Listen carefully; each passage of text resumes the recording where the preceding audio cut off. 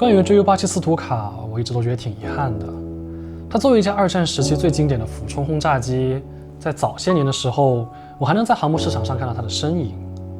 可是，在近些年，它却已经逐渐淡出了我们的视线，变成了经典，也变成了绝版。我们工作室当然不希望它就此隐退尘封，我们希望它被更多人铭记，也更期待那足以撕裂天际的咆哮。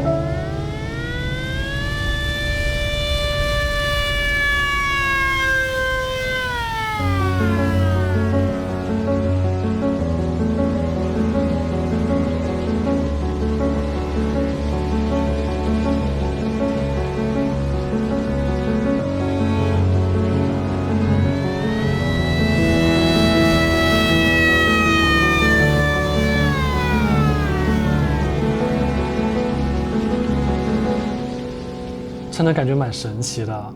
其实我从来都没有见过斯图卡，无论是真机还是航模。是在最开始的时候，我了解到俯冲轰炸这个概念时，是在战争雷霆的陆战历史中。我真的很佩服这种俯冲投弹的飞行方式，需要让飞机翻滚、失重，然后再拉杆、俯冲投弹，这真的很酷。可不知道是不是我入坑的太晚的原因，还是航模市场确实并不喜欢这架飞机。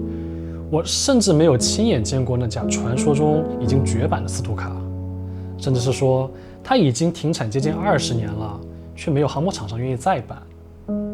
真的是因为大家不喜欢它吗？还是因为它跟 ATR 一样，确实不赚钱？其实从航模市场反馈来看，大家对斯图卡的热爱应该是非常高的，所以我们工作室早在2025年的3月份就决定要开启这个项目了。但是想把斯图卡完美的呈现出来，真的容易吗？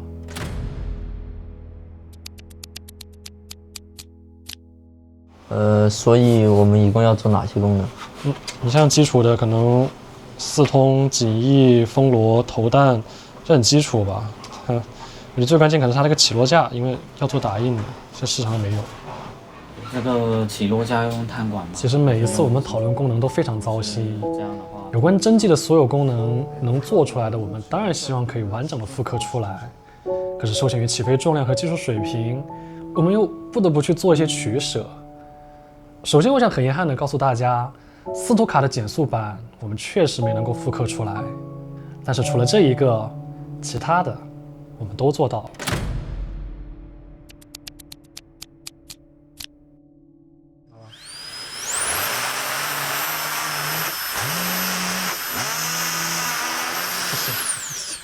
没风扇的声音大。关于风螺这个东西，是属于我们的第一次尝试。我知道斯图卡不能没有这个灵魂，所以我们几乎是零基础的去研发这款风螺，记住资料，咨询 AI， 还迭代了非常多的版本。你都不敢想象这个小东西它要发出70分贝有多么困难，但是我们不舍得敷衍。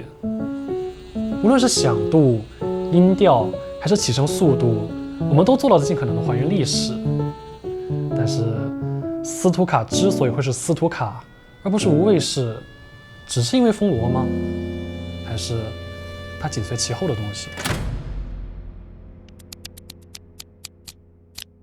我必须承认，这是一个非常危险的行为。虽然我们并没有条件挂载真正的炸弹，但是留给我们的时间真的不多了。一般持续到项目的末期，我们都会准备大量的基建作为备份，以保证最后的实验成功。这个项目燃尽了我们工作室的每一位劳动力，可明明有那么多的粉丝和小伙伴都在支持我们做这套机型，但我却第一次在项目末期感受到压力。这明明是一个很稳妥的项目吧，可我仍然会惧怕。到底在怕什么呢？好，到达预计高度，准备，满油。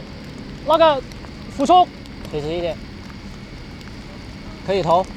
不行，不行，不行，不行，不行，我做不到，我做不到。这真的非常恐怖。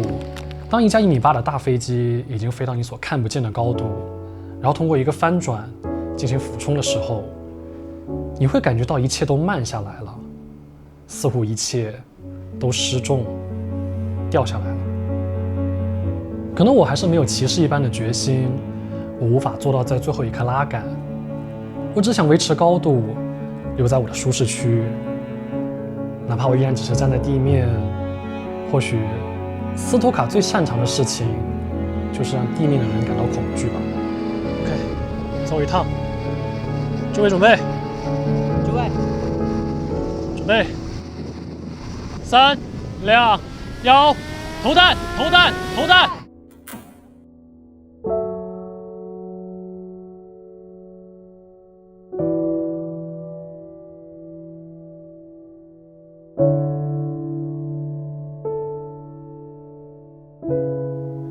也许是因为我出生在一个和平的年代，我非常庆幸，我还能通过3D 打印的方式体验接近100年之前的战争机器。但是要深刻明白，斯图卡背后所背负的是无数条人命，是破碎的家园，是战争，更是人类的灾难。它本应该被人类埋葬，变成一个永远的墓碑，被铭记，被教育。这不只是一段历史，因此，我们基于目前的市场设计了这一套永远也不可能停产的3D 打印斯图卡航空模型。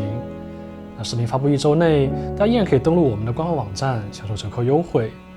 它或许真的很好玩、很有趣，但是也请务必记住，这是人类永远回不去的历史。也希望战争不会发生在我们身边。愿世界和平，愿你我依然可以享受蓝天。那么，这里是科技小说工作室，感谢大家的观看。